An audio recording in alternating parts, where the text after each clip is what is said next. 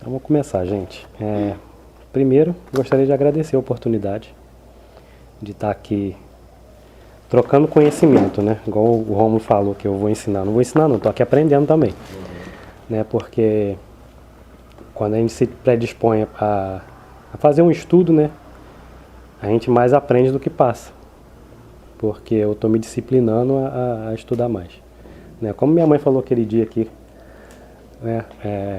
Por causa de cansaço de trabalho, você acaba relaxando um pouquinho, aí fala, hoje eu vou estudar. Aí chega em casa, passa, amanhã eu vou estudar. Né? E quando a gente se oferece para fazer um estudo desse, é porque a gente realmente está precisando se disciplinar e estudar mais. E aqui é uma troca de informação, né? Eu não estou dando palestra, não estou dando aula. A gente vai fazer um bate-papo aqui sobre espiritismo e sobre Umbanda também, né? Futuramente. Né? Então, assim, gostaria de agradecer mesmo a oportunidade de estar aqui, de estar servindo, de estar sendo aceito pela casa, de estar servindo a casa, né? Com certeza aceito pela espiritualidade da casa também, né? Porque quando os médiuns aceitam a gente, a espiritualidade já aceitou, né? E quando eu cheguei aqui eu já tinha sido aceito, né? Não é à toa que a gente se conhece, né? E aproveitando que a gente está falando, né, da noite bonita, ajudou, né, a gente a se encontrar e animar a gente de vir, né, apesar de ter muita gente não conseguir estar aqui para estar com a gente. Então tudo ajuda. Então a gente vai começar. Me fizeram uma pergunta umas semanas atrás se deveria se misturar espiritismo com Umbanda, né? Minha opinião minha, eu acho que sim, né? Se deve sim. Os centros espíritas deveriam aproveitar mais esse conhecimento que o espiritismo tem, né, sobre espiritualidade. A gente está até comentando sobre isso aqui agora, porque Dr. Bezerra de Menezes fala sobre isso, né? Um trabalho espiritual é um trabalho dos dois lados.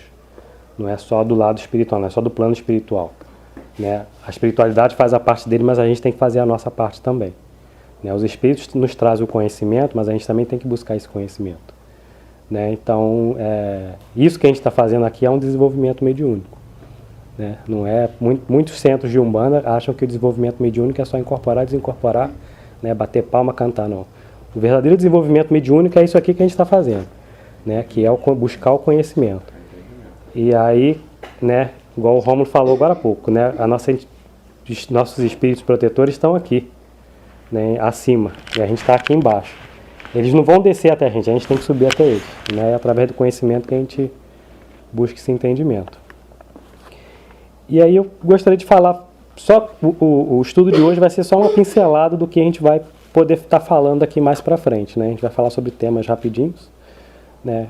E não vamos nos aprofundar nesses temas, né? E a gente vai começar a falar sobre o espiritismo um pouco, né? Os fenômenos espirituais já vinham acontecendo há muito tempo, né, antes de Kardec, né, antes do surgimento do espiritismo. Tá? Fenômenos mediúnicos, né, fenômenos espirituais, espíritos que se comunicavam através de pancadas, objetos se movendo, né, as ditas casas mal assombradas sempre existiram, né, espíritos dos mortos, vamos dizer assim, que se comunicavam, sempre se comunicou desde muito tempo. Quem lê a Bíblia vê isso, né? Jesus falou com o morto.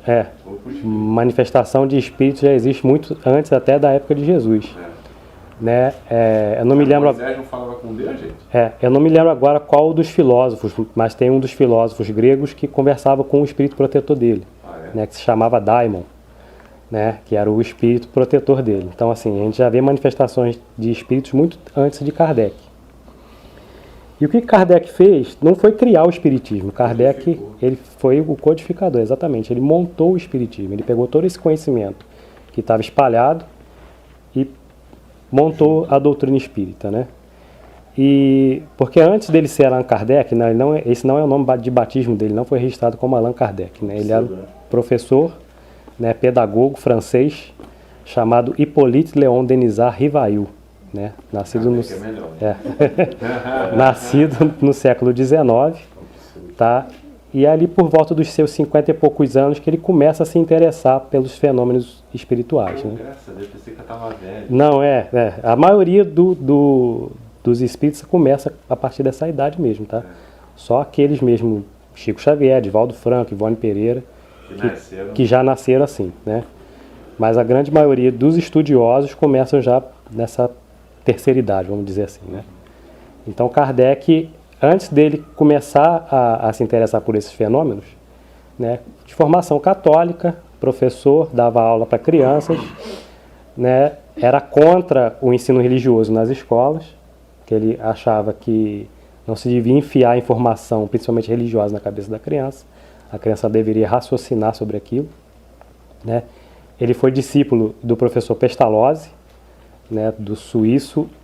Ele já criança, né, vamos dizer assim, pré-adolescente, ele tomava conta da escola de Pestalozzi, tá? Porque a pedagogia de Pestalozzi é a de... não é igual essa pedagogia que a gente tem hoje, né? Cada idade numa sala diferente. Ele juntava todas as idades numa sala só, dava aula para todo mundo, o mais velho ensinava para o mais novo. E foi nesse meio que Kardec, né, aprendeu, né, e cresceu. Só se te interromper. Pestalozzi, você comentou, é até sobre a escola ou não tem nada a ver? Então, eles utilizam o nome, mas o Pestalozzi mesmo, o Henri Pestalozzi, professor, ele não tinha nada a ver com pessoas com necessidades especiais. Ah, não, não, você entendeu? Se tinha alguma coisa a ver e... é o mesmo Pestalozzi. É o Pestalozzi mesmo. O nome vem desse Pestalozzi aí. Ah, tá. Esse não tem nada a ver sobre as crianças. Assim, não, o Instituto Pestalozzi, eles fizeram uma homenagem a ele, né? Ah, tá. Mas a escola dele não era de crianças especiais, não. Poderia até ter crianças especiais, sim, mas tudo inserido naquele meio ali. Entendi. Entendeu? Não era separado, não. A pedagogia de Pestalozzi ainda é utilizada numa escola em Portugal, chamada Escola da Ponte. Tá? Dizem que é muito boa essa pedagogia dele. Tá?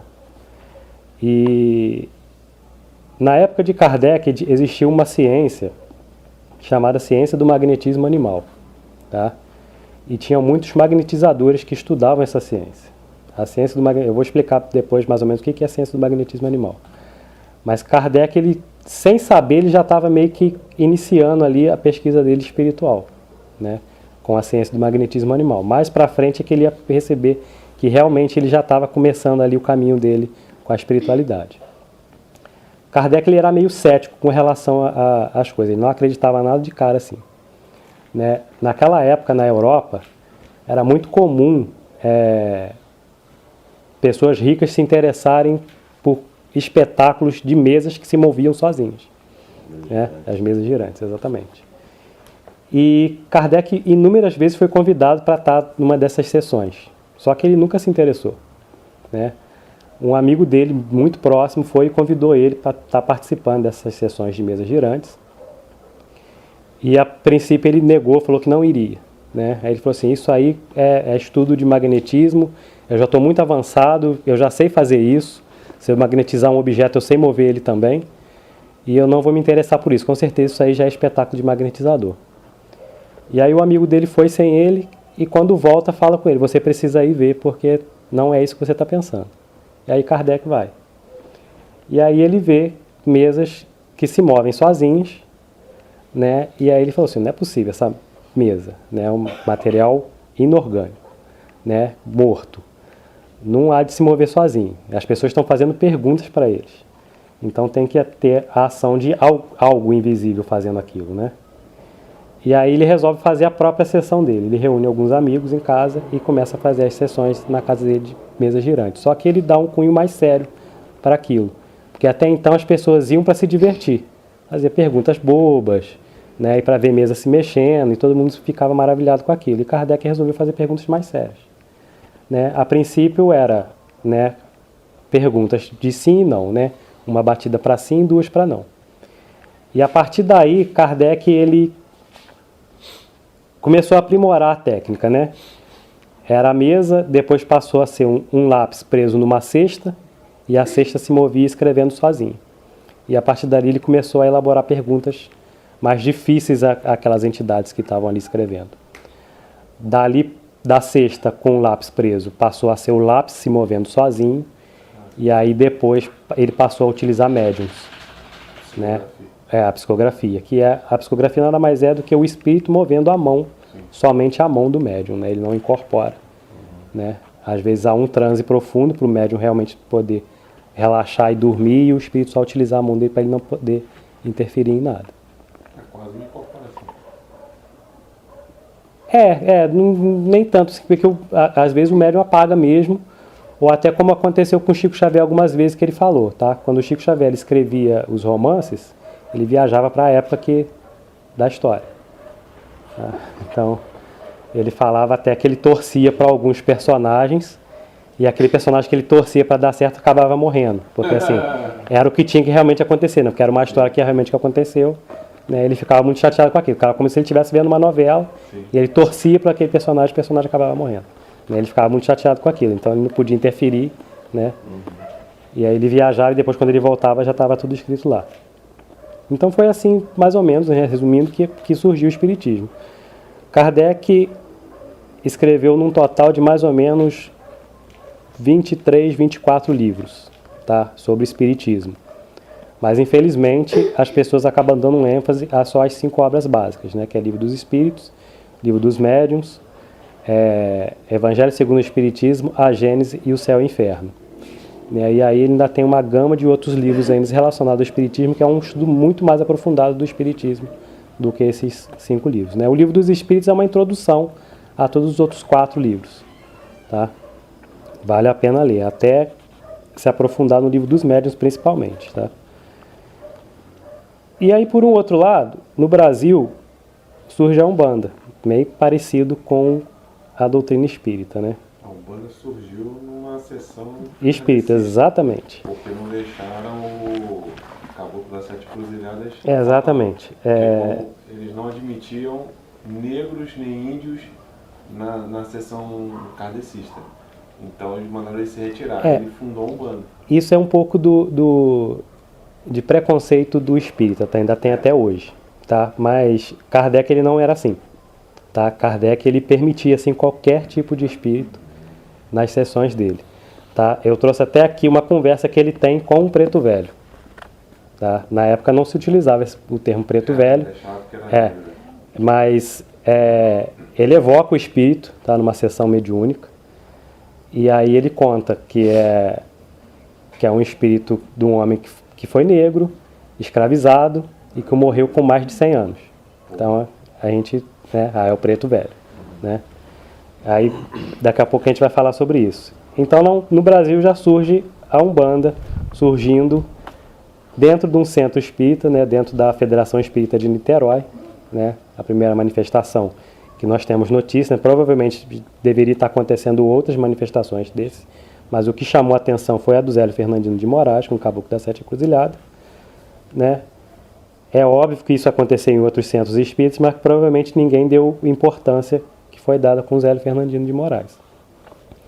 Há alguns umbandistas que não concordam que o Zélio foi o fundador da Umbanda, né?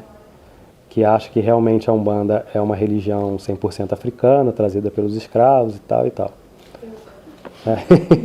Mas não é. Os escravos não cultuavam a Umbanda. É diferente, né? Assim, o que tinha, né, era o que aconteceu basicamente com Kardec, né? Já existiam as manifestações, já existiam tudo. Mas foi o Zélio Fernandino e o Caboclo das Sete Encruzilhadas que deu o pontapé inicial, né, que começou o movimento realmente. Tanto que ele, né, fundou 1, 2, 3, 4, 5, 6, 7 casas.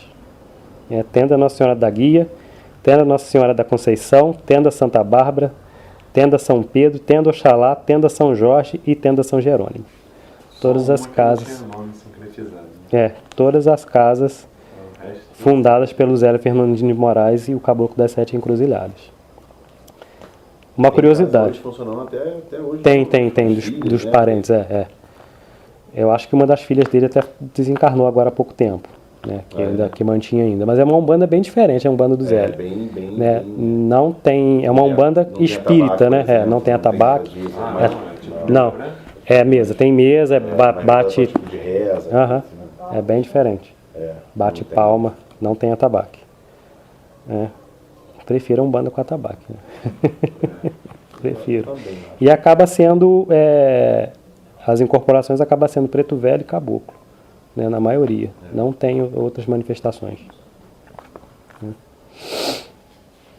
Porque, na verdade, os Exus, eles foram muito discriminados. Né? Acho que Exu até mais do que qualquer outra entidade. Porque dizem que o Exu é o diabo. Né? Até mais. Porque, na verdade, dizem que ele é o diabo porque ele já esteve lá embaixo. Né? Por isso que ele é chamado assim. Por isso que eu entendi porque associam ele ao diabo. Porque ele teve lá embaixo, então ele sabe os meandros de lá de baixo. Ele sabe mexer lá embaixo. Por isso que as entidades de luz usam os Exus para isso.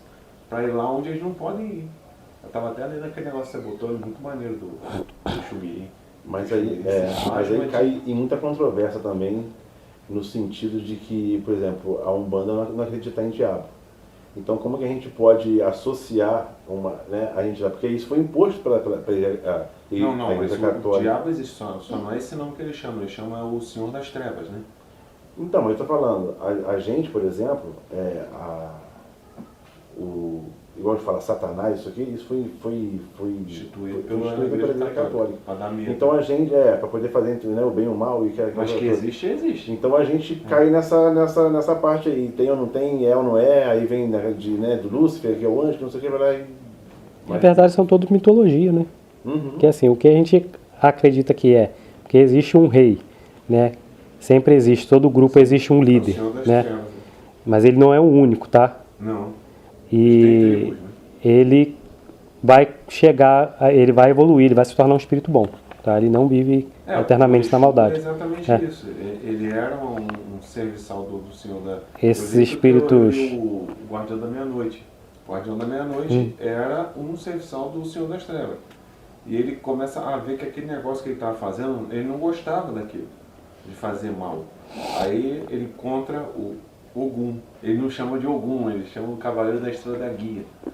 Aí o Cavaleiro da Estrela da Guia fala para ele: você quer sair daqui? Eu te tiro daqui. Ou você nunca mais vai poder adorar esse cara aí que você está adorando aí, que é o Senhor das Trevas. E tudo bem. Aí ele vira um Exu. E ele salva, até ajuda a mulher dele que virou freira. Muito legal. Esse livro é muito bacana. É bom, sim. E nesse meio, né, espiritismo e umbanda, né, é muito fácil a gente separar, a gente consegue separar espiritismo e umbanda, né? São duas coisas bem diferentes, né? Igual a gente está falando aqui, a umbanda do zero é bem diferente da umbanda que a gente está acostumado. Mas tem elementos de umbanda e espiritismo que são muito próximos, né? Poderia até ser mais, se não fosse o ser humano, tá? O ser humano é que gosta de separar, mas eu já vi espíritos, por exemplo, falando que a gente é que separa, a gente que coloca o muro, porque a partir do plano espiritual é tudo igual. Eles se relacionam entre um e o outro. O espírito que se manifesta aqui, ele vai se manifestar na casa de Umbanda, no centro espírita, né? Ele sabe que ele não pode se manifestar daquele jeito que se manifesta na casa de Umbanda, então ele vai se manifestar de outra maneira. Tá? Eu comentei com o Rômulo, né, que o Bezerra de Menezes, por exemplo, ele tem um vínculo muito grande com a Umbanda. Tá? Ele se manifesta em alguns centros de Umbanda como Preto Velho, tá? Porque ele quer trabalhar, ele quer ajudar mais, né? Só que ele não dá o nome. O médium que incorpora o Bezerra de Menezes como um Preto Velho não sabe que está incorporando o Bezerra de Menezes, né? Porque ele não dá o nome Bezerra de Menezes, tá? E não é qualquer médium que incorpora Bezerra de Menezes, né? Que eu conheça no Brasil, né, que incorpore Bezerra de Menezes no Espiritismo, é Divaldo Pereira Franco e a Yasmin Madeira, né? Yasmin Madeira é uma médium aqui do Rio de Janeiro. São os dois que eu sei que incorporam Bezerra de Menezes. Chico Xavier não incorporava Bezerra de Menezes, tá? Ele tinha um contato com Bezerra de Menezes, mas só de psicografia e de conversar com ele, de ver ele e conversar com ele. Mas incorporação mesmo, depois você até procura no YouTube incorporação de Bezerra de Menezes no Divaldo. Porque tem palestra do Divaldo que no meio ele está fazendo a oração e aí ele incorpora a Bezerra de Menezes. O rosto dele muda completamente. O da Yasmin Madeira é a mesma coisa. Depois até procura e mando para vocês no grupo. A voz muda, o rosto muda. É uma incorporação. Essa Yasmin Madeira é a mesma que tem um vídeo um tempo atrás ele estava correndo. Isso. Que ela estava numa palestra e mais incorporou o Chico Xavier? Isso, o pessoal fala que Chico Xavier, mas não é. É o Bezerra. É o Bezerra. É o Bezerra. É o Bezerra. A voz é bem semelhante. É o Bezerra. Nossa, você sente a energia mesmo, muito bacana. É essa que é né? Ela tem um canal de televisão, né? Nesse vídeo fala do... Não, o pessoal associa... O Chico Xavier não se manifestou ainda, não. Ela tem um canal de internet, né? É web TV. Né? Mas é um estúdio mesmo, todo montadinho, todo bonitinho, como se fosse um estúdio de televisão grande. Entendeu? Não é nada amador, não. É bem legal o estúdio dela lá. Né? E aí a gente tem alguns elementos de Espiritismo e Umbanda que se misturam, né? Espiritismo e Umbanda acreditam na existência de espíritos, no plano espiritual, na reencarnação e na mediunidade. Só que no centro de Umbanda, quando a gente fala de mediunidade, a grande maioria dos umbandistas não entende de mediunidade. Tá? Porque assim, a mediunidade que é muito trabalhada no centro de Umbanda é a incorporação. E as outras acabam passando batido. Né? Porque assim, existe um grande número de mediunidade. Né? O que não é trabalhado na Umbanda, por exemplo, é a psicografia, né? A psicofonia, a tipografia, mas é trabalhado vidência, é trabalhado de ouvir, né? Tem médios que ouvem o guia, né? A incorporação, receber intuição, né? O médio intuitivo tem muito, principalmente quem é o Ogã, né? Que não incorpora, recebe muita intuição dos guias, né? Principalmente para puxar um ponto, às vezes está precisando de um ponto naquele momento, e aí ele recebe a intuição de puxar o ponto naquele momento. É a mediunidade de intuição, que é a mediunidade que a maioria tem, né? Porque segundo Allan Kardec, 100% da humanidade é médium. Só que existem dois tipos de médium, né? A gente se divide em dois tipos. O médium ostensivo, que é aquele que faz o fenômeno mediúnico acontecer, que todo mundo vê, né? Que incorpora, que faz a psicografia, né? E o médium que não é ostensivo, que é o médium, né? Que a gente olha, esse não é médium, né? Mas ele tem uma mediunidade porque ele sofre influência do plano espiritual, então ele é médium, né? Médium é do latim meio, né? Ele é o meio entre o plano espiritual e o plano material, tá? Uma palavra criada até por Allan Kardec, tá? Essa palavra mediunidade, médium e mediunidade foi criada por Allan Kardec. Então, nesse meio de mediunidade, a gente pode citar algumas mediunidades, né? O médium sensitivo, médiums com efeito físico, médiums clarividentes ou videntes, médios audientes, da cura, psicofônicos, psicográficos, médiums inspirados. E tem uma mediunidade que muito me chamou a atenção na Umbanda, que é o médium de transporte. O médium de transporte, o médium de transporte na Umbanda, ele é um. Mas se você for olhar no livro dos médiuns, né, o que é médium de transporte, ele é outro, completamente diferente. Por espírita, tá? O médium de transporte, essa mediunidade já praticamente ela nem existe, tá? Que ele é um médium de efeito físico. E o médium de transporte, ele é aquele que é capaz de mover um objeto de um lugar para outro. Essa cadeira está aqui. O médium de transporte consegue fazer ela sumir daqui e aparecer em outro lugar. Esse é o médium de transporte. Praticamente já não existe mais. Porque os médiuns de efeitos físicos, ele já está deixando de existir, né? A grande maioria já não precisa mais fazer esse tipo de coisa acontecer. Os espíritos falam que a humanidade está começando a ficar mais espiritualizada. O tipo de mediunidade de efeito físico é para chamar a atenção da humanidade, de que existe um plano espiritual. É igual a mediunidade de materialização. É um tipo de mediunidade rara, né? De fazer o espírito se materializar ali do lado para todo mundo ver, entendeu? De você conseguir tocar nele. É um tipo de mediunidade que já está praticamente deixando de existir, é muito raro, entendeu? Porque a espiritualidade já não vê mais necessidade de ter esse tipo de fenômeno. E por outro lado, o médium de transporte na Umbanda é chamado de médium de desobsessão no espiritismo. Você não acha, né? É muito diferente isso, né? O médium, né? Por isso que eu falo assim, porque o umbandista ele acabou associando o médium de transporte da Umbanda com essa questão de carregar uma coisa que não é dele, né? Vou transportar uma coisa, né? Mas o termo certo é esse, tá? É médium de desobsessão, e o médium de transporte é esse de efeito físico que faz um objeto de um lugar para outro, tá? Há um caso muito curioso com relação a essa mediunidade. Tem um médium, já desencarnou há muito tempo, não é tão famoso, né? No meio espírita ele é mais famoso, mas ele não é muito popular, né? É o Eurípides Barçanufo. Ele era mineiro e ele tinha todas as mediunidades do Livro dos Médiuns, todas. Tá? Ele foi um grande médium mesmo. E ele era professor. E ele tinha essa mediunidade de transporte. Então ele fez uma experiência com os alunos dele, né? Ele fundou uma escola espírita e ele fez essa experiência. Ele pegou uma pedra de mármore, assim, coisa assim, né? Mandou cada aluno assinar o nome nessa pedra. E aí ele levou com os alunos essa pedra e jogou no rio. A pedra. E aí quando ele volta para a sala de aula, a pedra estava lá, no mesmo lugar. Com a assinatura dos alunos, tudo certinho lá. É bem interessante. As histórias do Eurípides Barçanufo é muito interessante, cara. Ele escreveu o livro? Não, ele não tem livro publicado, não. A obra que ele deixou é só da escola, né? Que ainda existe ainda a escola dele, que é a escola Allan Kardec, existe lá em Minas Gerais. Biografias que fizeram dele. Talvez no YouTube ache documentário sobre a vida dele.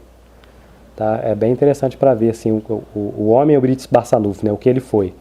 Né? Além de professor, ele tinha uma farmácia de homeopatia, tá? E ajudava os pobres com esse remédio de homeopatia. E é muito curioso, porque eu costumo citar muito ele, né, Eurípides Barçanufo, com a realidade que a gente está vivendo hoje em dia.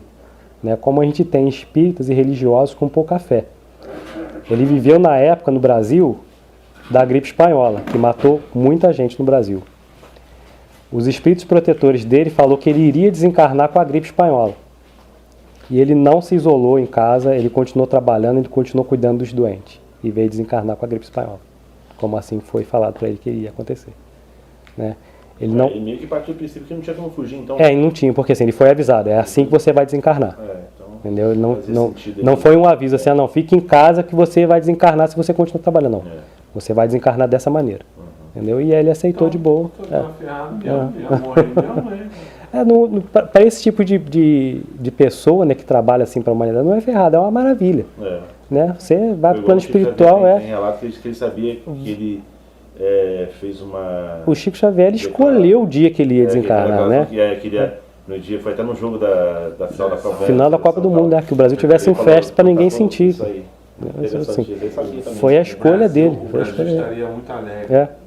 Foi a escolha dele. Nossa, é bem interessante. Ele tá no avião, muito engraçado. Vale ver, nossa senhora, cara, pô, você não é aquele cara que... O Chico então você não é demais, cara. A gente conhece um lado desses médiuns, assim, Chico Xavier, Divaldo Franco, que as pessoas acabam contando. Quando você começa a pesquisar sobre a vida deles, você vê que tinha muita situação engraçada que passava muito ensinamento, né? E voltando no assunto Umbanda e Espiritismo, né? Tem algumas coisas que o Divaldo Franco, pelo menos, ele fala, que parece que ele é bem preconceituoso com relação à Umbanda. Ele não aceita esse tipo de manifestação que a Umbanda tem. Mas o Divaldo, quando ele era criança, ele brincava com um índiozinho, com um caboclinho, né? Mostra isso no filme, né? Ele brincava isso o tempo todo. Era o amiguinho dele. Né? E ele tem outros relatos também. Ele conta que ele estava, eu não me lembro se era na Bolívia ou se era no Chile, fazendo uma palestra e participou da palestra do lado dele um caboclo também. Tá? Pelo que ele fala, é bem poderoso, porque ele veio e ele fala assim, fala com o Divaldo, né? Ele não aparece para o público, ele só aparece para o Divaldo. Esse povo todo aqui me cultua como se fosse um deus. Né? E aí ele dá o dom da cura até pro Divaldo para aquela noite. Né? Ele se torna uma luz, ele vai embora. Quando ele vai embora, aparece em cima do público assim, uma cruz luminosa, né? Que o Divaldo fala. Então assim, era um ser bem iluminado que usava essa vestimenta de caboclo também. Né?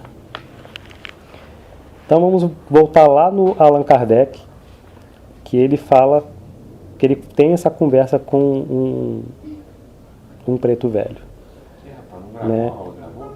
Tá aqui no bolso aqui. Ele é chamado de o Negro Pai César.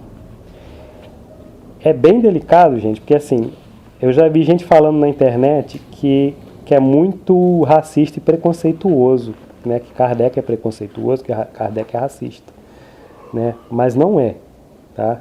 É uma questão de interpretação. Até, não Kardec, mas o espírito que está junto com o pai César, que é o espírito de São Luís, ele fala umas coisas que parece até que ele é meio racista, mas não é. Tá? Então, assim, ó, o pai César, homem livre de cor, falecido a 8 de fevereiro de 1859, com 138 anos. Ele morava nos Estados Unidos, nasceu na África e foi levado para a Louisiana com cerca de 15 anos.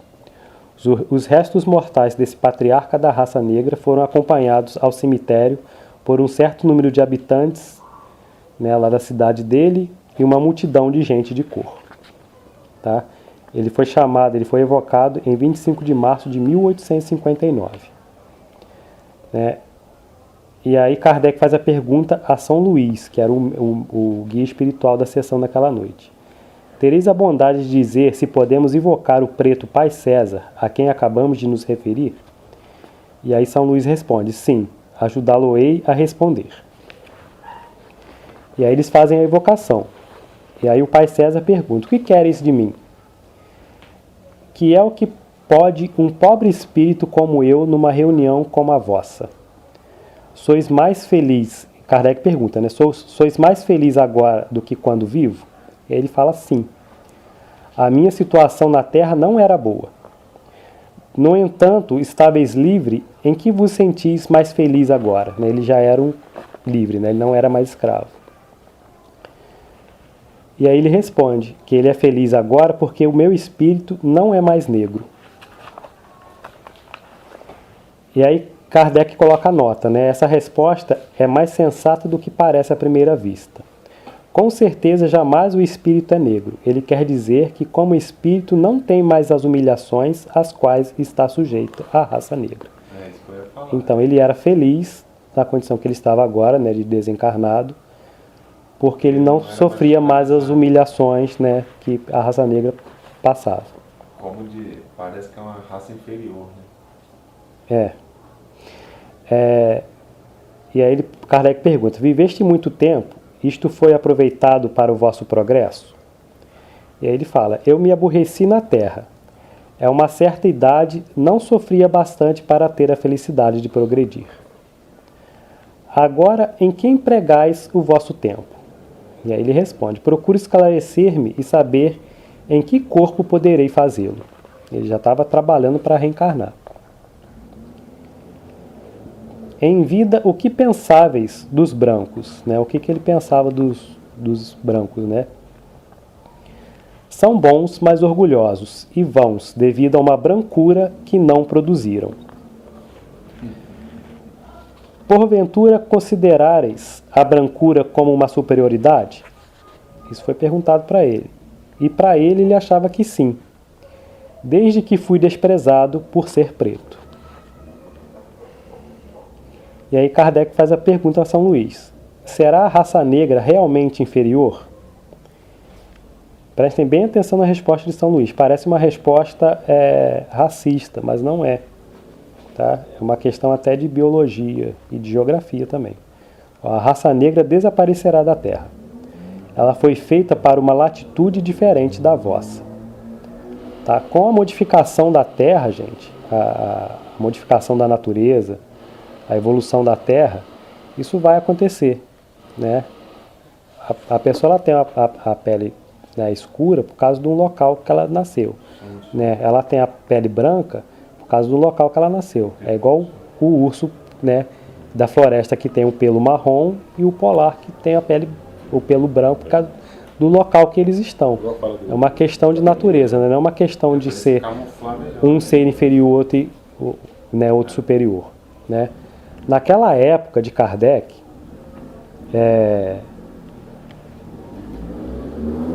a Europa ela já era muito evoluída em tecnologia. Então, quando eles iam para uma região tipo da África, por exemplo, que não tinha muita tecnologia, para eles a África era inferior, eles eram superiores. Mas não era uma questão de tom de pele. Entendeu? Era porque eles não tinham a tecnologia que a Europa tinha. Né? Isso a mesma coisa aconteceu por eles terem sido escravizados. É porque eles achavam que eles eram inferiores. Então, assim, toda a raça do mundo, né, que foi escravizada, né, e a grande maioria foi, é por causa dessa inferioridade de tecnologia. Você não tinha como você guerrear, você era mais fraco. Né? A mesma coisa aconteceria hoje. Se um país com força maior bélica invade um que é inferior, ele vai ser escravizado. Né? Ele vai ser. É o que aconteceu com a Alemanha, com os judeus. Né? Um é mais forte, o outro aí vai subjugar aquele. Né? Se os judeus fossem mais fortes, não seria subjugado. Não é uma questão de um ser inferior. Né? Eu acho que, na verdade, os negros e os índios eles eram pacíficos, né? Eles não viam guerra. Tanto que, quando vieram aqui no Brasil, entraram fácil e enganaram os índios.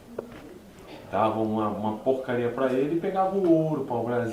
Chegou um momento que o índio parou de ser enganado. Sim, mas é porque ele viu que o branco, o cara tá vindo aqui para explorar, cara. Entendeu? Mas o negro e o índio, eles eram muito pacíficos. Eles não tinham esse negócio de dominação.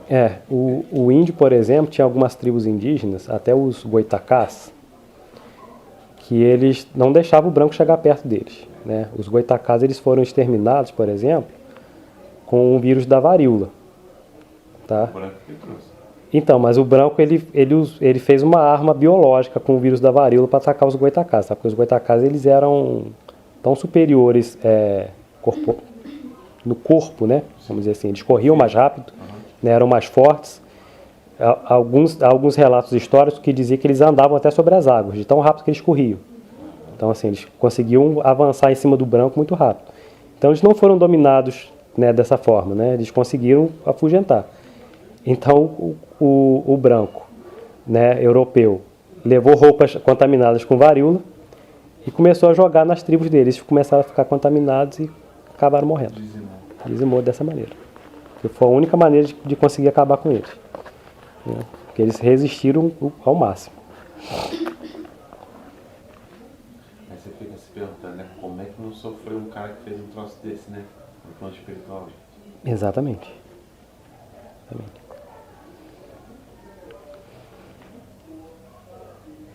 E aí Kardec faz a pergunta agora ao Pai César. Dissestes que procurais um corpo pelo qual possais avançar. Escolhereis um corpo branco ou preto? E aí ele responde, um branco, porque o desprezo me faria mal. Então assim, ele não quer voltar como um negro novamente para ele não sofrer, porque ele não quer sofrer o desprezo do racismo. E aí Kardec pergunta para ele, viveste realmente até a idade que vos é atribuída de 138 anos? E aí ele responde, não contei bem, pela razão que já disse. E aí Kardec coloca a nota. Acabamos de observar que a idade dos negros só podia ser considerada aproximadamente porque não tinham registro civil, principalmente os nascidos na África. Então vocês contaram mais ou menos. Ele chegou mais ou menos com a idade de 15 anos, é o que eles achavam que tinha. Né? Então eles acham que ele desencarnou com essa idade de 138 anos. E aí Kardec finaliza fazendo uma pergunta a São Luís. É certo que por vezes os brancos se reencarnam em corpos de negros? Sim, quando, por exemplo, um senhor maltratou um escravo, pode pedir como expiação para vir num corpo de negro, a fim de sofrer por sua vez aquilo que fez sofrer, por esse meio, adiantar-se e obter o perdão a Deus. Me fizeram uma pergunta uma vez com relação a essa resposta aqui de São Luís. De que parece que o São Luís está falando que nascer num corpo de negro é sofrimento, é uma expiação, né?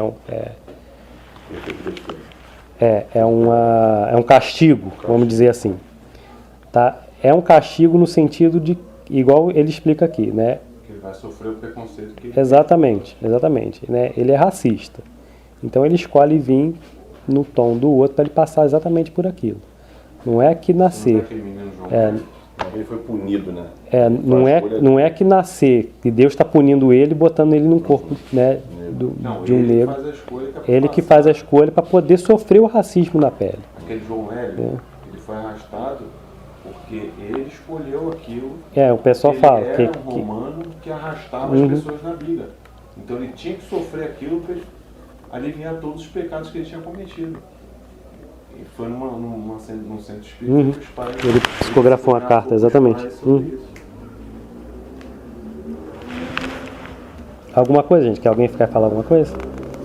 Maiara tá muito quietinho. Vou lhe prender. E tem uma outra situação em que essa é a primeira situação que eu vejo Umbanda e Espiritismo meio que ali se misturando, né? Apesar da Umbanda não existir naquela época, mas você vê que Kardec ele tem um respeito com... Pelo menos não oficialmente, né? Você vê que o Kardec ele tem um respeito. Se você pegar os outros livros de Kardec, que ele faz esse mesmo diálogo com os espíritos, independente se ele é um espírito superior, um inferior, um obsessor, um sofredor, ele vai estar sempre conversando de igual. Entendeu? Ele não vai discriminar um espírito, sai daqui, você não é bem-vindo aqui.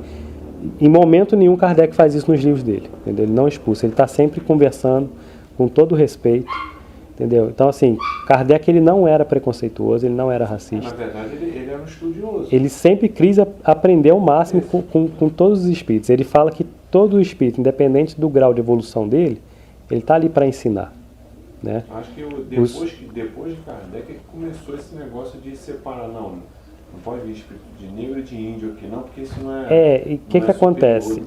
Hoje em dia o espiritismo é chamado de kardecismo, tá?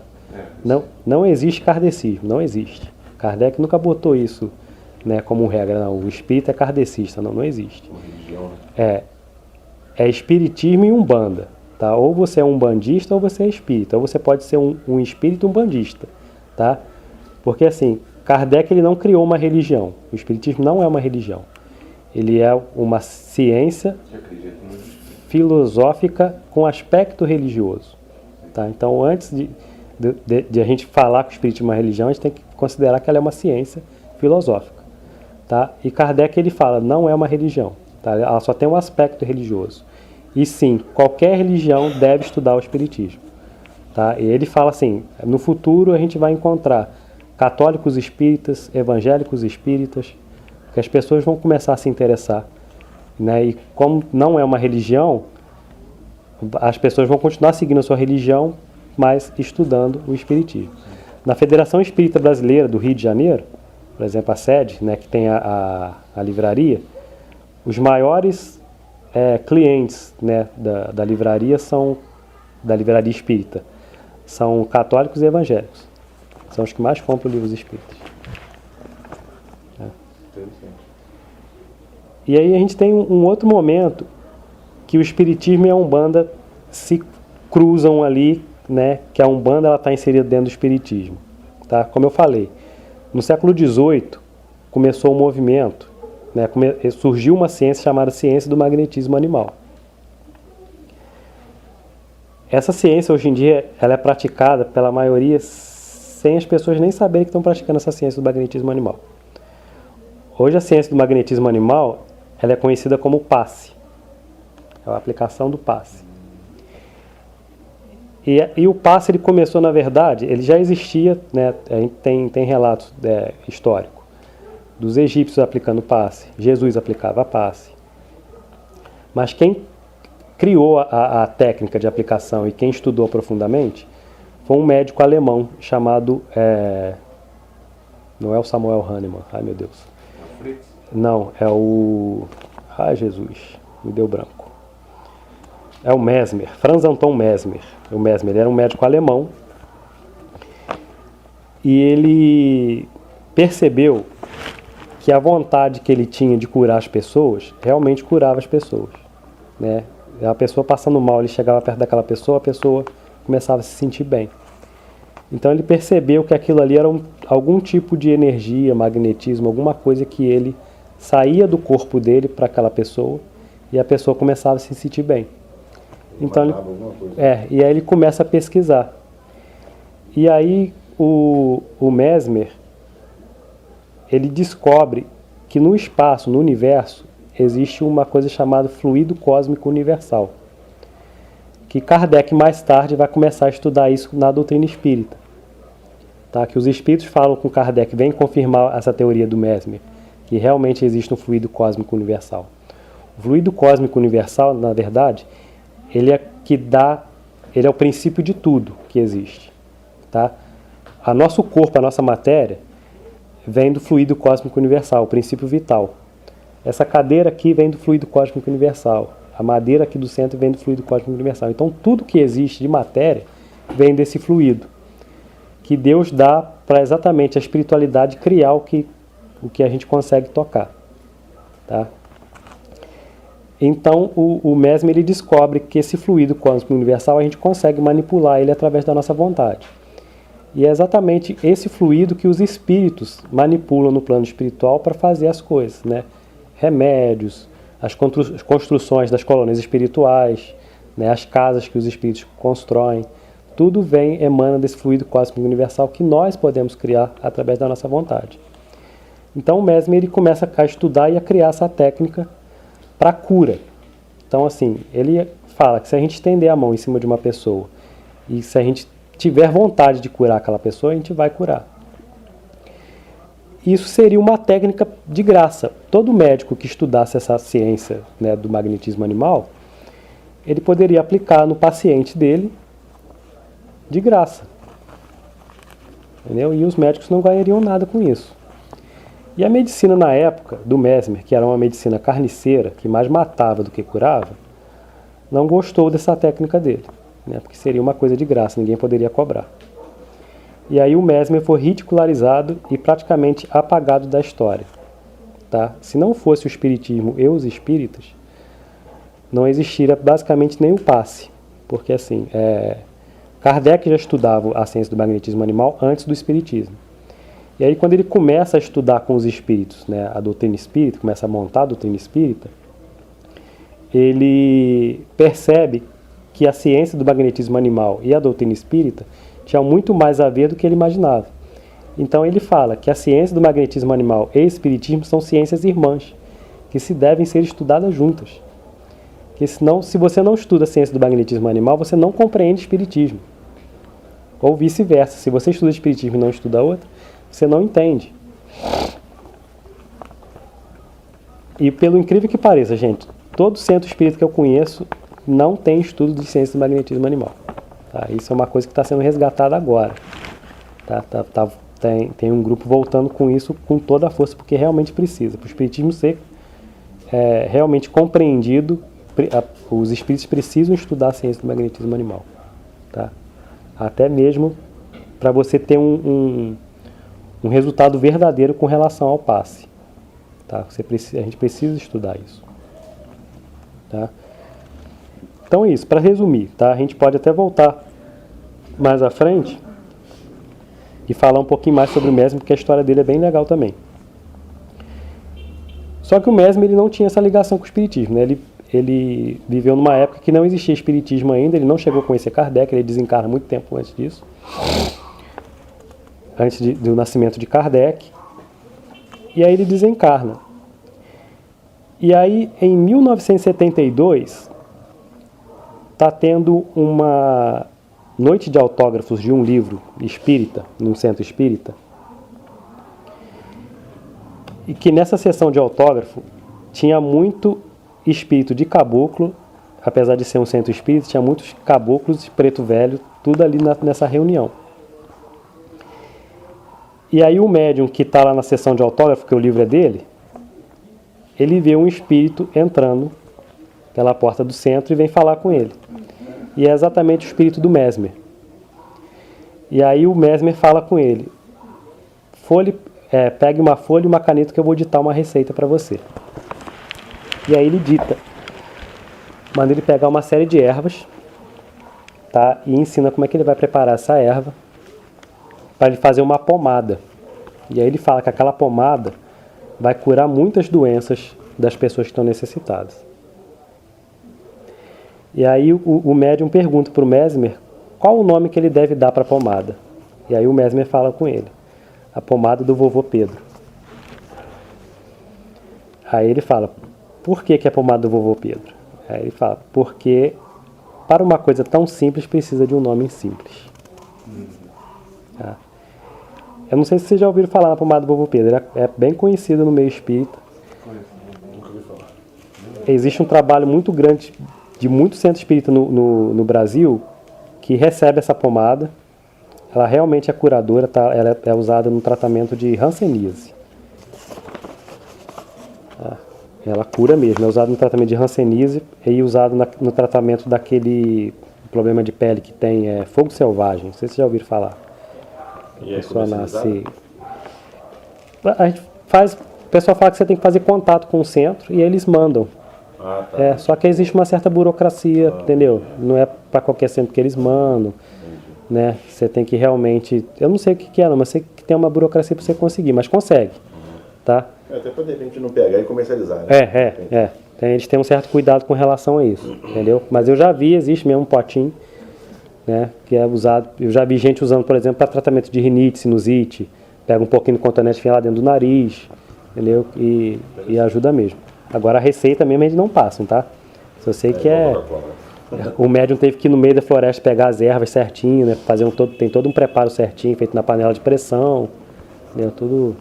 E aí existe existe até vamos chamar de ponto, porque ele canta uma música na hora que ele está preparando, tudo ensinado pelos espíritos. Todo um fundamento. Tem.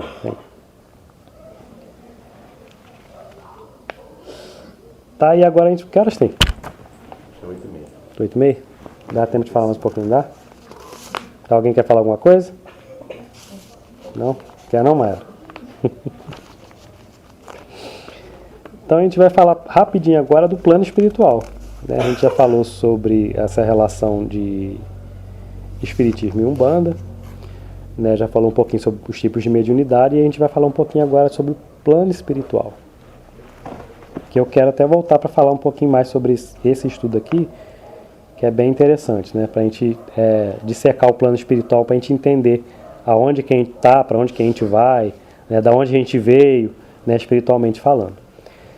Então Kardec, lá no Livro dos Espíritos, ele fala que existem 3 tipos de espíritos desencarnados, né? São 3 classes, que são os espíritos impuros, os bons espíritos e os espíritos puros ou perfeitos. São classificados nessas 3, né? E os espíritos impuros, eles estão tem uma subdivisão, não sei se vocês vão conseguir ver.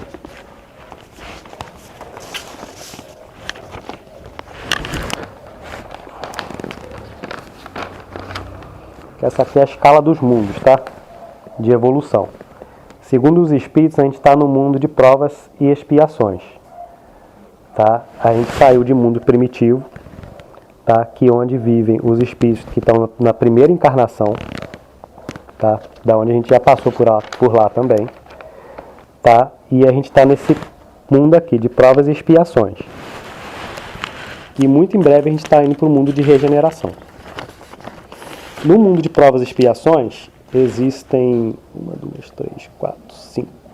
São 5 tipos de espíritos no mundo de provas e expiações, que é o mundo que a gente vive. Então nós temos, começando lá de baixo, de provas e expiações, nós temos a 10ª classe, que são os espíritos impuros.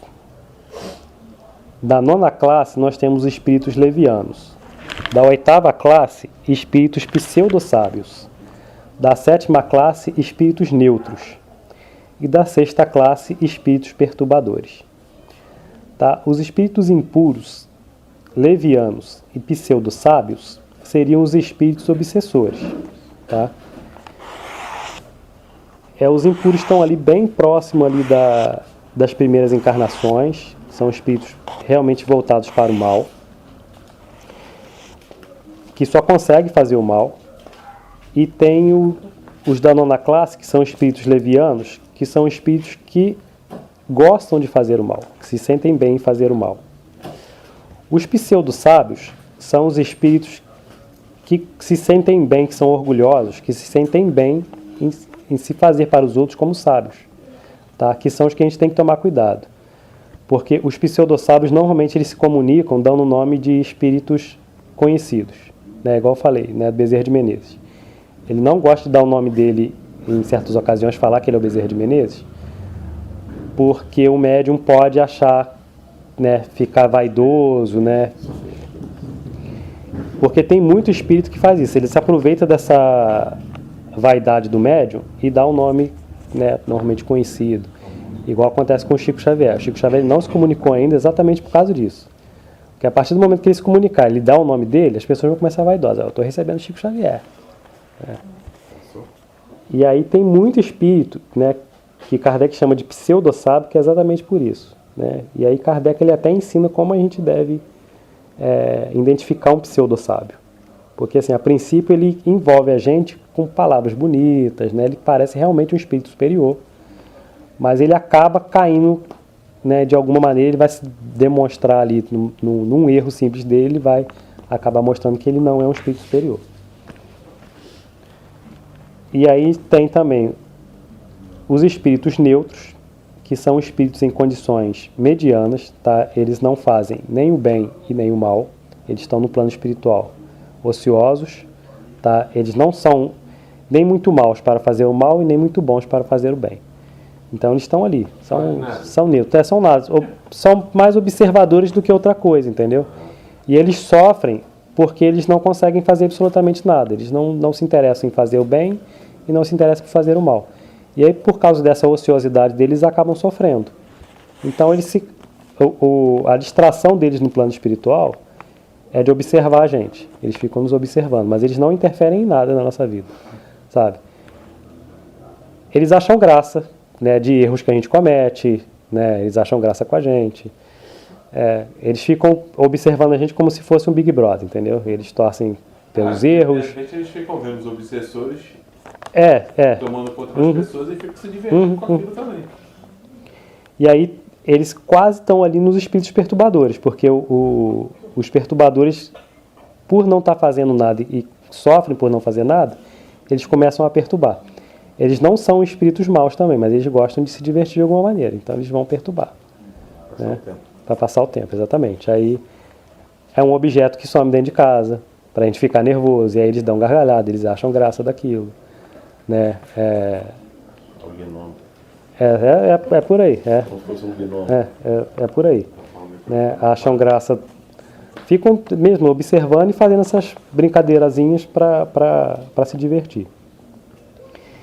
Esses são os espíritos que habitam aqui onde a gente está, tá?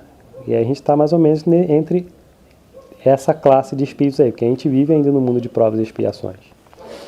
Tá? E aí o planeta Terra está entrando no mundo de regeneração. E no mundo de regeneração existem dois tipos de espíritos, que são os espíritos benevolentes, espíritos prudentes e sábios. Tá?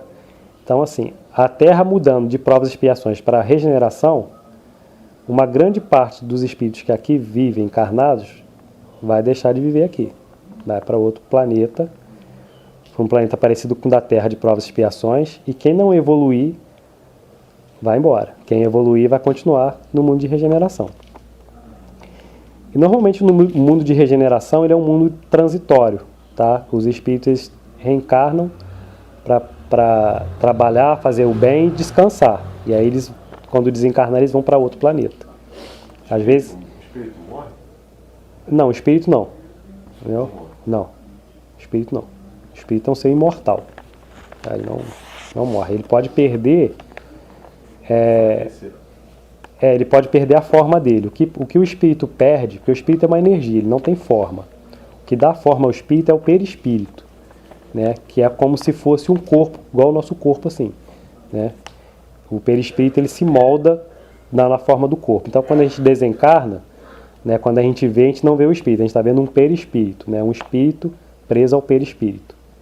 Então o que pode acontecer com o espírito é ele perder esse perispírito, tá? Ou quando ele vai evoluir, né, ele vai perdendo o perispírito dele até ele se torna uma luz, né, e aí quando ele há necessidade de aparecer para alguém, ele cria novamente esse corpo para ele de perispírito, ou ele perde esse perispírito por ele viver muito tempo na maldade. Tá? E aí ele vai se deformando, o perispírito dele se deforma. Tá? Numa outra ocasião eu vou trazer um estudo, né, para falar exatamente desses espíritos, né, onde eles estão vivendo, tá? Que são espíritos realmente muito deformados. Então, assim, quem consegue ver se assusta pela forma que eles estão. Mas por exemplo, porque nesse livro do Guardião da Meia-Noite, eles quase matam o... Aí eles falam de matar o espírito. Que acabei de falar o nome dele. O senhor das trevas, ele pega o guardião, o cavaleiro da estrela da guia. E ele escraviza ele e começa a sugar ele. Sugar. Ele enfraquece, entendeu? Mas assim, normalmente um espírito superior de luz, ele não cai nessas armadilhas de espírito inferior, entendeu? Eles falam que eles têm uma guerra. Dá a entender que na guerra um mata o outro. Não, então, existe uma guerra no plano espiritual, mas assim, não morre. O espírito, quando ele é inferior, ele se acha ainda encarnado na Terra. Então ele acha que ele vai morrer. E aí existe armas no plano espiritual, né? Principalmente no plano espiritual inferior. Então assim, a espada, enfiou a espada um no outro. Ele acha que morreu. Ele vai ficar caído ali, mas ele não está morto. Como acontece de espíritos de suicidas, por exemplo, de ficar. Quem consegue ver um suicida, por exemplo, vai ver ele caído ali. Né? A gente vê isso no filme O Sexto Sentido. Né? Aquele garotinho de ver espíritos lá, enforcados. Isso acontece. Né? De ficar ali muito tempo, naquela condição, achando que está morto. E é por isso que é importante o estudo espírita. Porque assim, um materialista, por exemplo, quando desencarna, ele acha que acabou. Então o espírito dele vai estar em condição de morto. Entendeu? Até ele ter a consciência e algum outro espírito de luz ali conversar com ele. Não, você não está mais na Terra. Mas ele fica na crosta terrestre. Fica na crosta. Não vai nem para baixo, nem não, pra não. Porque não existe baixo e cima. Não existe. Não vai para o lado negro, né? Essa ideia de baixo e cima é muito Mas, por exemplo, católica, o né? cara suicida, ele porque tem o cara sofre, como você falou, na meia-noite, para ele não morreu. O plano espiritual ele é muito vasto, entendeu? Ele é muito grande. Entendeu? A mente é que de ficar muito tempo vendo essa ideia de que existe um céu e um inferno, né, o espírita leva muito isso para ele também. Porque a maioria dos espíritos acha que eu sou bom, eu vou morrer, eu vou desencarnar, eu vou para o nosso lar, vou para uma colônia espiritual. Né, se eu sou ruim, eu vou por umbral. Não existe essa. Umbral. Entendeu? Umbral não existe? Existe umbral, mas não existe uma regra assim. Então, se você é mau, você vai para umbral. Se você é bom, você vai para uma colônia espiritual. Na verdade, eu vejo um umbral assim como você pagar pelo que você fez de errado. A grande maioria fica aqui. Entendeu? Fica aqui. Essa ideia de colônia espiritual, de umbral, quem trouxe foi André Luiz para o Chico Xavier. Mas a maioria dos médiuns, né, conhecidos de Valdo Franco e Ivone Pereira, os espíritos que se comunicam com eles, não fala de colônia espiritual e nem de umbral. A Ivone Pereira, por exemplo, que escreveu Memórias de um Suicida, ela fala de um Vale dos Suicidas, mas eles não falam para ela onde que fica o Vale do Suicida. Se é no umbral, por exemplo. Né? A gente acredita que seja no umbral. Mas na maioria das vezes que Ivone, por exemplo, quando ela dorme, e aí ela vai para o plano espiritual, né, em sonho, né, que ela vai em desdobramento, ela fala assim, eu estou numa região do plano espiritual que eu não sei dizer aonde que eu estou. Entendeu? Então ela não fala assim, eu estou numa colônia, eu estou no umbral, ela não fala. Desdobramento tem cura, não? Então, o desdobramento é o que você faz quando você dorme. Seu corpo entrou em repouso, você se desdobra naturalmente. Eu faço bastante coisa. Entendeu? Você faz bastante coisa. Não tem cura, não, né? Não. Não tem como. Rodolfo, mas em relação ao perispírito, por exemplo, que você comentou, tem, por exemplo, assim, não sei como é que eu vou te perguntar isso, mas tem assim uma duração, vamos dizer assim. Por exemplo, se o espírito tem um corpo, fez a passagem, né? Desencarnou e tal. Aí você falou assim, de repente o médium que tem essa mediunidade de ver um espírito, vai ver naquele corpo que, vamos supor, a Mayara viu a avó dela, eu vi a minha mãe, por exemplo, que desencarnou agora recente. Tem um tempo que vai ficar esse espírito preso a esse perispírito, vamos supor, que eu presenciei da minha mãe? O perispírito é dela mesmo, entendeu? Ela moldou aquele perispírito para ela, tá? Se ela chegar numa condição de entendimento, ela pode mudar esse perispírito e aparecer para você de outra forma. O espírito ele tem essa capacidade. Uma condição que ela vai determinar isso. Porque o perispírito, na verdade, é igual eu estou falando, ele vem também do fluido cósmico universal.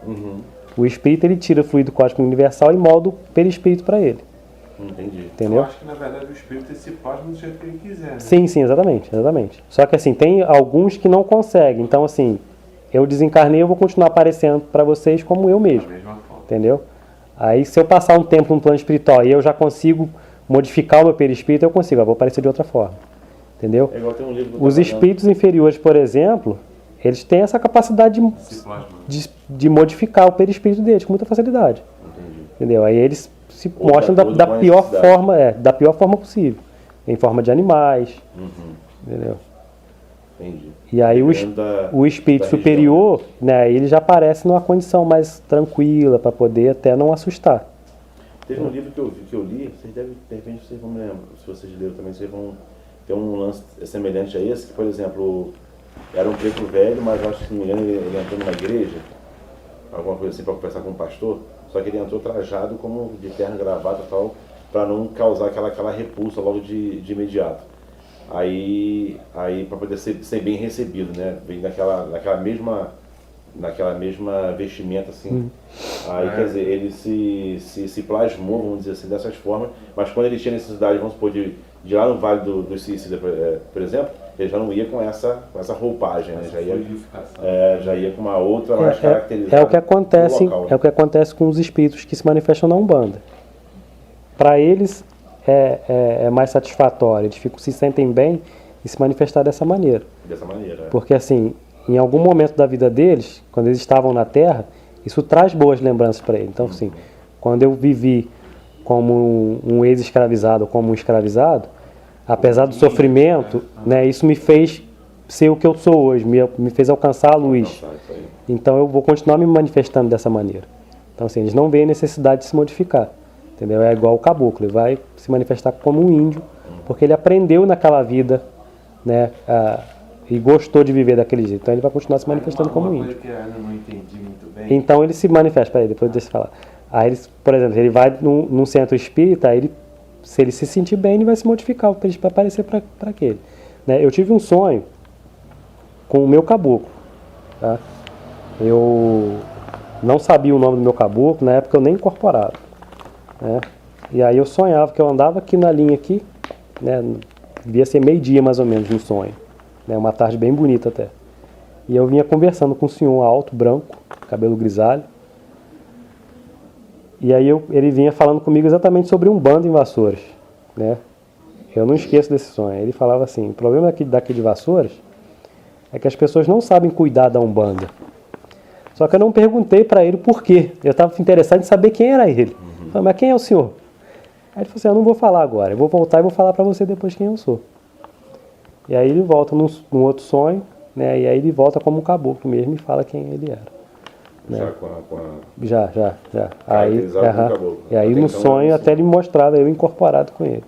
Entendeu? Aí me confirmou que era ele. Eu tive um sonho semelhante, mas com caveira, por exemplo. E aí eu, Foi bem- na época, no centro, eu perguntei por que ele fez isso, né? Por que ele não se mostrou como caboclo? Aí falou, se ele aparecesse para você como caboclo, você ia acordar, porque você ia assustar. No meio da tarde, conversando com um índio, Na linha. na linha, eu ia acordar. Entendi. Entendeu? Então era mais agradável para mim ele aparecer como um senhor, mesmo que Deixar para... aquela a curiosidade, né? Até para você poder, de uma certa forma, Aprender. a energia fazer com que você sonhasse novamente. Exatamente. Pode falar. Uma coisa que eu não entendo é o espírito que vem em forma de orixá. Por quê? Se fosse um orixá mesmo, a gente ia explodir. Né? Então são falanges de orixá. É a evolução do espírito que ele chega a ser da falange do orixá. Nessa parte eu ainda nunca peguei para estudar, Essa entendeu? sabe. Tem que Sabe, deixar para Maiara É a responder. evolução, então? Não? Mas ele não é um orixá. É um orixá.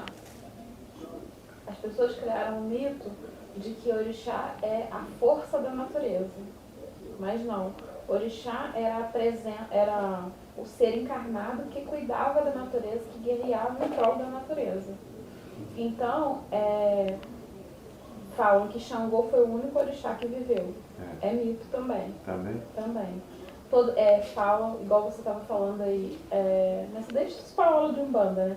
O negócio de que os negros não guerreavam, eles guerreavam. Oxum não é uma senhora doce igual aparenta pra gente, ela é uma guerreira. Mas depois a gente deixa ele falar o caso desse. E negra. E negra. Em relação ao desdobramento, a pessoa que se vê saindo, né, do corpo, sabe que está tendo a noção que está em outros lugares e se vê voltando, isso é um desdobramento? É um desdobramento consciente, né? Tem um desdobramento consciente, tem um inconsciente. Tá? O inconsciente é aquele que assusta, porque você dormiu, aí você começa a se sentir leve, aí você começa a subir, aí você vira, você vê que seu corpo ali, aí você assusta porque você acha que você está morrendo, né? Eu estou vendo meu corpo deitado ali, eu estou flutuando, aí você volta daquele, né? E aí o consciente é aquele que você consegue controlar. Tá? Então eu quero controlar, gente. Há uma técnica, tá? Que você consegue fazer isso, mas é perigoso, tá? Porque o plano espiritual é muito agradável. E aí você acaba querendo ficar lá. E aí se você passar muito tempo lá, né, principalmente sozinho, né, se você resolve fazer isso de curiosidade, o seu guia espiritual ele não vai participar de curiosidade, tá? Se você está fazendo aquilo para ajudar alguém, aí ele vai participar. Agora, se for por curiosidade, ele vai deixar você. Não, mas eu não tenho curiosidade não, porque eu acordo muito cansado. Assim, parece que aconteceu mesmo, sabe? Parece que eu estive lá, que eu corri, que eu fiz aquilo. E eu canso, eu acordo cansado. Então, cansa porque o seu cérebro, ele entende que você está acordado. Então, seu corpo não descansa. Porque o espírito, ele não se cansa. Então, o espírito está sempre ativo, entendeu? Ele está sempre em movimento. O nosso corpo dorme, o nosso espírito vai para o plano espiritual, entendeu? Para atividades, né? Ele não para, ele não dorme. Ele tem que estar sempre em movimento, ele é energia, entendeu? Então, o seu cérebro, como você está fazendo isso conscientemente, você sabe que isso está acontecendo, o seu cérebro entende que você não está dormindo. É como se você tivesse acordado a noite inteira, o dia inteiro, e aí você acorda cansado. Eu queria saber como que eu faço para entender, mostrar para o meu cérebro você, que eu não... você tem que estudar mais e fazer o seu cérebro entender. Porque você não é o seu cérebro. Você é o espírito, você não é matéria. Entendeu? Assim, você tem que trabalhar isso para o seu cérebro entender que isso aqui vai acabar. Entendeu? É isso aqui que se cansa. Não é você é o espírito. Você não é você aqui. Entendeu? Você é um espírito preso na matéria. Meu irmão, que já desencarnou, uma vez ele me relatou uma situação dessa. Achei até bastante curioso ele comentando comigo. Que ele, na casa onde mora minha mãe também, ele falou que ele ficava a casa tinha 3 quartos, tal, e em um desses quartos ele dormia. Ele falou que ele viu perfeitamente, ele, à noite, né, um lance do desdobramento, levantou, viu a matéria dele em cima da cama, passou pela sala, ele relatando, foi até o quarto né, da minha mãe, que era a mesma mãe dele, né, o pai diferente, abriu a porta, viu que os dois estavam deitados, e aí ele falou que no sonho começou a dar tipo uma espécie de uma agonia, ele falou assim, sem entender, né, aí ele falou que ele deu vontade de ele ir para a rua, na porta da casa que dava para a rua, só que quando ele chegou lá, ele não conseguia segurar a maçaneta. Na porta do quarto ele conseguiu, mas lá ele não conseguiu. Aí ele ficou tentando, aí isso despertou. Achei curioso esse lance, como, assim, o porquê, de repente, de na maçaneta do quarto ele conseguir manipular, de abrir, e na porta principal da casa, onde ele sairia para a rua, não conseguia. E agora interessante, né? Falei, de repente seria uma coisa até do desencarne ter feito naquele momento se ele conseguisse. Mas aí não. Tem um fato curioso, né, com relação a isso, porque assim, aí a gente pode falar do sonâmbulo. O sonambulismo, por exemplo, é uma mediunidade. Também é. Entendeu? Só que se desprende, acontece esse caso aí do desdobramento, só que o desdobramento ele não é tão distante, entendeu? O espírito se desdobra um pouquinho, leva o corpo junto. E aí, exatamente, aí ele leva o corpo. Só que o espírito ele tem consciência que ele é espírito, entendeu? E aí ele está manipulando o corpo como se fosse um fantoche. Nesse momento ele está manipulando o corpo como se fosse um fantoche. E aí se o sonâmbulo for um sonâmbulo consciente, ele consegue até dar consulta como se tivesse incorporado. O espírito consegue ver futuro, consegue ver, né, se a pessoa está bem de saúde por dentro. Entendeu? Porque o espírito ele se emancipa e aí ele vive a vida do espírito 100%, mas preso ainda à matéria ali. Então Já sonhei com isso. ele entra num transe, né, ele dorme mesmo de olho fechado, e aí é o espírito 100%, é o espírito do médium mesmo que está conversando, não é um espírito de um desencarnado, é um espírito encarnado. Interessante. Entendeu? Isso aí eu estava incorporado e estava vendo uma pessoa assim, só que eu olhava para a pessoa, eu não via a pessoa assim. Por dentro, assim, eu via tipo um universo dentro dela, eu via todos os problemas da pessoa. Foi impressionante esse sonho, cara. Eu falava assim, você não quer falar nada dos seus problemas? A pessoa, não tem nada não. Você não tem problema nenhum. E eu vendo todos os problemas da pessoa assim, né, dentro dela, né?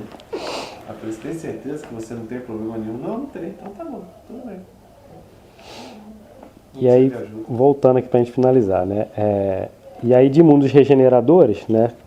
Que a gente está no mundo de provas e expiações, vai passar de regeneração, e aí depois de regeneração vem mundos felizes. A Terra passa a ser mundo feliz, né? Que aí vive duas classes de espíritos no mundo feliz, né? São os espíritos de sabedoria e os espíritos superiores.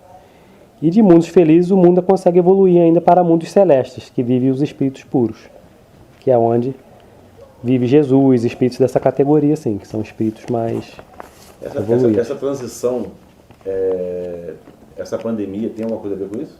Tem. No livro dos Espíritos até fala sobre isso. Eu posso até trazer num próximo estudo a gente falar sobre isso. Tá? Porque tem, não só essa pandemia que a gente está vivendo, mas todas as outras têm. Vamos falar rapidamente, já que você tocou no assunto, né? Você falou que... Sem conta ali no... Segundo os espíritos, a gente está vivendo aí a alvorada do mundo de regeneração. Falta muito pouco... Como fosse uma mudança de era, né? Falta muito pouco para o planeta Terra se tornar um planeta de regeneração, exatamente. Né? E provavelmente a gente vai ver isso, né? Eu falo que a gente é privilegiado, apesar da... Né? Somos privilegiados, mas apesar que a gente vai sofrer bastante, porque essa transição é uma transição de muito sofrimento. Tá? Não é fácil. Muita gente vai desencarnar exatamente porque não pode mais viver na Terra. Tá? O prazo já acabou. Então os Espíritos falam sobre isso. E lá no Livro dos Espíritos, né, na época de Kardec já perguntava sobre isso. Por que da existência desses flagelos destruidores? E aí os Espíritos falam, porque a humanidade precisa progredir. Quando Deus percebe que a humanidade está estacionando, ele empurra a humanidade. Então ele faz exatamente para a humanidade poder despertar de alguma maneira e acordar. E se a pandemia que a gente está vivendo agora não foi o suficiente para a gente poder evoluir e acordar, aí Deus vai dar mais um empurrão. E aí aquele empurrão pode ser um pouco mais forte. Né? Tem um médium, né, vidente, né, que prevê o futuro, que ele fala que em 2036 vai ser o ápice da mudança. Né? E aí o que vai vir vai ser um meteoro que vai cair no oceano. E aí vai vir uma tsunami enorme que vai cobrir grande parte da Terra. Entendeu? E aí só vai ficar mesmo a galera que vai fazer esse mundo realmente viver um mundo. E aí ele fala que o Brasil tem um papel muito importante nisso. Né? E isso já é antigo já. Já é um plano do próprio Jesus para o Brasil ajudar o restante do planeta. Entendeu? Porque segundo a espiritualidade, o Brasil é a pátria do Evangelho, né? E Jesus, saindo de lá, da onde ele nasceu, né, procurou o Brasil, né, antes do descobrimento e plantou a árvore do Evangelho aqui. Falou assim, aqui vai ser o local que vai fazer a Terra vivenciar o verdadeiro Evangelho. Se falasse do Evangelho, ele vai ficar doido. Na verdade, eu acho que Jesus foi um espírito muito evoluído. Sim, ele é um espírito muito evoluído. Quando veio a Terra, né? Ele já era naquela época. Parecia de carne e osso. Tanto que não tem o corpo de Cristo. Ele é de carne e osso, ele realmente teve uma vida igual a nossa, entendeu? Mas era no espírito. Encarnado.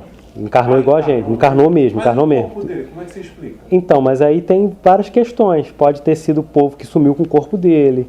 Pode dizer. Entendeu? Aí você... Né? Assim, espiritualmente os espíritos nem tocam nesse assunto, né? Se existe ou se não existe, o corpo. Um corpo levando ao céu. Não foi. tá? Isso aí não foi. Não foi o corpo dele, não subiu aos céus, não. Ele explode. Né? Foi Pela física ele explode. ele em espírito mesmo, ele se materializou e se mostrou para todo mundo. Né? Você sabe, essa questão que você está falando aí de umbral, colônia espiritual, céu e inferno, é tudo um estado de consciência. Sim, sim. O umbral, as colônias espirituais, o céu e até o planeta Terra. Os espíritos falam com Kardec, né? Até uma questão assim, que tem espíritas, por exemplo, que não acreditam no André Luiz, por exemplo, que fala de colônia espiritual. Porque os espíritos que conversam com Kardec, em momento nenhum eles falam de umbral ou de colônia espiritual. Eles não falam. É De uma repente ele quis força. desenhar. Né? Eles falam com Kardec que todos os espíritos desencarnados estão inseridos aqui, sejam eles, né, inferiores ou superiores, vivendo junto, só que um não percebe o outro. A Né? vibração, É. que é diferente. Uhum. E aí eles falam com Kardec que é o seu estado de espírito. Se você está sofrendo, aquele é o seu inferno. Né? Mas tem um estudo, eu vou trazer para vocês também, que dá para a gente entender esse... Mas se plasma realmente ao redor da gente uma energia, Uhum. que cria-se uma egrégora, por exemplo, até a obsessão, realmente, cria-se uma egrégora e você se transporta ou para o céu ou para o inferno, ou para algum É o que colônia. acontece com, que a gente estava comentando, né, de obsessores locais, né? Que existe o obsessor, que a gente vai até falar sobre o obsessor aqui agora. Existe o obsessor pessoal, né, que acompanha a pessoa, e existe o obsessor local. Ele se acha dono daquele local ali, ele vai continuar vivendo ali. E aí, se uma pessoa se desdobra espiritualmente, né, ele vai ver a casa desse espírito no plano espiritual. E aqui Ele- tem obsessores locais. Eles vivem ali, e aí... não sei se vocês já viram um filme chamado Os Outros, já viu? É um filme bem interessante. Então, assim, no filme conta a história de uma mãe que vive com seus 2 filhos, numa mansão, Já vi, tá? já vi. E aí eles convivem, né? Eu não vou falar muito, vocês procuram um filme chamado Os Outros, é muito bom. Aí vocês vão entender mais ou menos o que é uma obsessão local, né? Nos livros da Ivone fala muito sobre isso também, né? Ivone Pereira, né? De obsessores locais. Tem um que ela visita para ajudar ele a deixar essa condição, porque ela descobre que existe uma pessoa sendo obsediada por 2 obsessores, né? Um obsessor pessoal e um local. E o local ela se desdobra e vai visitar ele. E aí ele é um ex-escravizado, que vive numa casinha de palha, tem sua plantação, tem galinhas, tem sua criação. E aí ele desencarnou naquele local com câncer. Então ele está vivenciando ainda com as dores do câncer. E aí ele vê a plantação dele secando, ele não entende por quê. As galinhas dele sumindo, ele não entende por quê. Ele está sofrendo, ele está sentindo fome. É como se ele estivesse vivo. E aí ele fala que ele quer sair daquele local ali para ir atrás de um senhor que trabalhava numa venda, que fez muito mal para ele, porque ele ficou devendo esse senhor. Esse senhor entrou na casa dele e roubou as coisas dele. Entendeu? Aí ele quer se vingar, ele ainda até fala para Ivone que ele comprou umas coisas para fazer uma macumbinha para esse senhor. Só que a macumbinha não deu certo. Entendeu? E aí ela fica ali conversando com ele para entender e tirar ele daquela condição. Aí vem até um espírito também de um preto velho para poder ajudar ele a sair daquela condição e leva ele para outro local. Né? Explica para ele, fala assim, ó, a gente vai vender o seu terreno, vai te dar um dinheiro e você vai morar num outro local melhor com a gente. E aí ele consegue sair daquela condição ali. Se desprende daquele local que é onde ele está. Entendeu? Matéria, né? Porque é só assim, ela não pode em momento nenhum falar para ele que ele já morreu. Porque ele não entende de plano espiritual nem nada disso. Entendeu? Ele está preso ali naquela condição ainda. E aí ela conta que ele ficou muito feliz, conseguiu vender meu terreno, botei um dinheirinho, vou morar em outro lugar. Entendeu? E é a partir dali que ele vai começar a entender. Né? Obsessores locais são bem difíceis, são mais difíceis do que um obsessor. São bem difíceis. E aí quando ele... Essa mulher, ela aprende a trabalhar o desdobramento, é isso? Isso, na verdade, o desdobramento dela acontece naturalmente. Tá? Sim, mas ela aprende a controlar o desdobramento dela. Uhum. Interessante. né? Ela aprende. Mas ela Eu vou aprender a controlar isso. é sempre levada pelos mentores dela, entendeu? Para fazer algum tipo de trabalho assim. Ela precisa trabalhar com esse tipo de espírito. Não, isso já aconteceu porque o meu caboclo apareceu. Eu pensei que fosse cigano, mas não era, porque depois eu vi no Instagram, eu vi a imagem e a imagem era ele. E era um caboclo. Bem velho. Né? Aí ele tava. Eu sonhei até com meu filho uma vez que eu estava ajudando ele e ele também sonhou que ele estava entrando numa igreja, que eu estava com uma Bíblia na mão, não sei o quê. Aí eu dei uma Bíblia para ele. Eu falei, então você lê a Bíblia, porque se está falando isso. A grande maioria das casas lidam com esse tipo de... Aqui em Vassouras, então, com esses obsessores locais. A grande maioria das casas tem. Só que a grande maioria desses obsessores locais, eles nem te dão importância. A não ser que vá morar uma pessoa naquela casa ali que eles percebam, que a maioria não percebe você passa, entendeu? Às vezes eles acham que você é um invasor e aí depois some e continua vivendo a vidinha dele. Mas se você invadir o local dele, aí eles começam a atacar. Entendeu? Se a vibração, né, entrar na vibração deles, aí eles começam a atacar. Aí não gosta. Se não for com a sua cara, então... Orar e vigiar. A grande maioria nem liga. Tá morando aqui, nem vou ligar, entendeu? Até gosto dele ficar aqui. Lá em casa tem lá, bisavô, que ele tá lá em casa também tem um. É. Tem um lá em casa também. É brabo. E pra tirar é difícil, né? Minha mãe conversa muito com ele, tá? Conversa muito com ele. E não aparece. Não sempre toma a mesma forma, não. Ele aparece de forma diferente pra ela. Até pra enganar, tá? Tem várias armas também lá. Tem. pra você.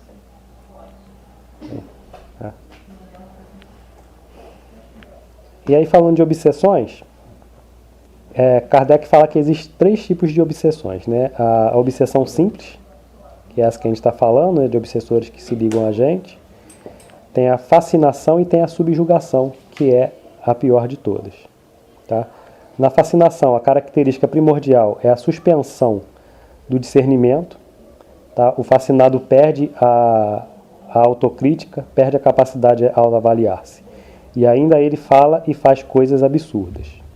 É um exemplo. O fascinador, se frequenta um centro espírita, a primeira providência dos fascinadores é afastá-lo. E quando não frequenta, ele, o fascinado, não vai mais à casa da mãe, da sogra, dos amigos. Né? Ele se afasta totalmente. Esse na fascinação. Na subjugação é bem pior. Na subjugação, né, o subjugado perdeu totalmente a vontade. Ele está mais limitado. Então, assim, na subjugação ele já não tem mais. Ele é um fantoche do obsessor. Né? O subjugado tem lucidez das coisas que faz. Ele já não consegue evitar de fazer. Ele não tem força moral, ele está sob o controle da entidade. Ele sabe que vai agredir uma pessoa, ele não consegue deter o movimento. As entidades do subjugado desejam vê-lo na pior situação. Tá? É o pior tipo de obsessão, porque o subjugado ele perde totalmente a vontade. Esse é tipo os pacientes psiquiátricos? Exatamente, a grande maioria é.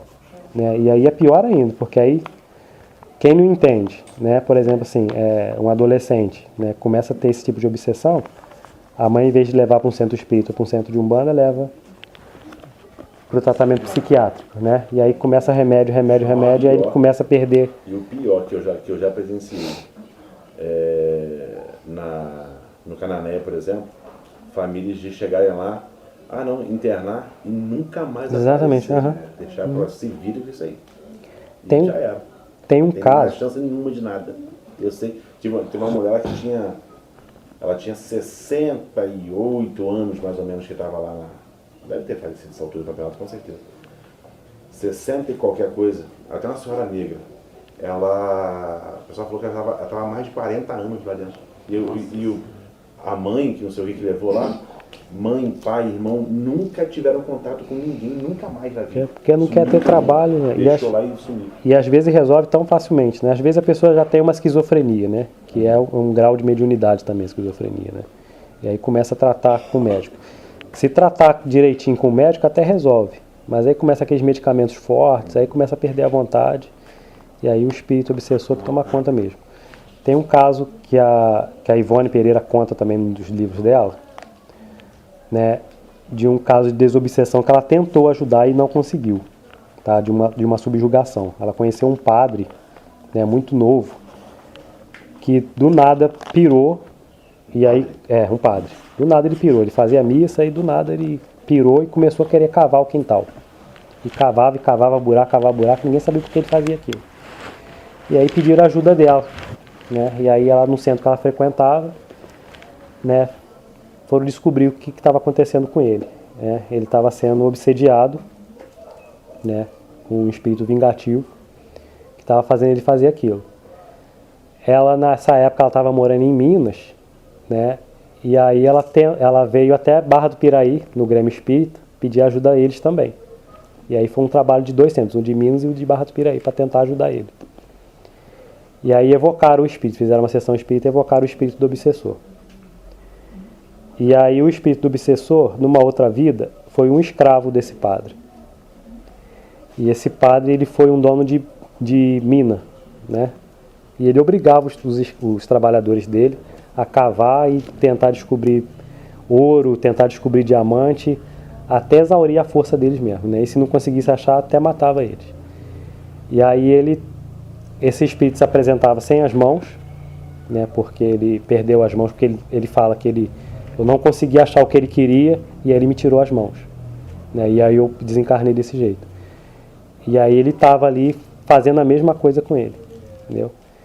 E aí não conseguiram resolver, a Ivone fala que não conseguiram resolver porque ele não quis se afastar, ele falou que iria ficar ali, não poderiam fazer qualquer coisa que ele não ia se afastar. Negócio, igual passou no filme do Divaldo, né? 400 anos, né? Só que conseguiu, E aí internaram ele no hospício, e mesmo assim ele ainda ficava o tempo todo cavando o chão, tentando cavar o chão, entendeu? Porque o espírito quis fazer aquilo ali com ele. Ele perdendo. Ele sentia, perde o que ele sofreu. Exatamente. 9h15. Estava passando a hora, não sei como é que estava vocês aí. Entendeu? Então é isso, gente. Espero que vocês tenham gostado. Eu gostei bastante de fazer essa... É um papo que tem que bobear e vai exatamente. ficando.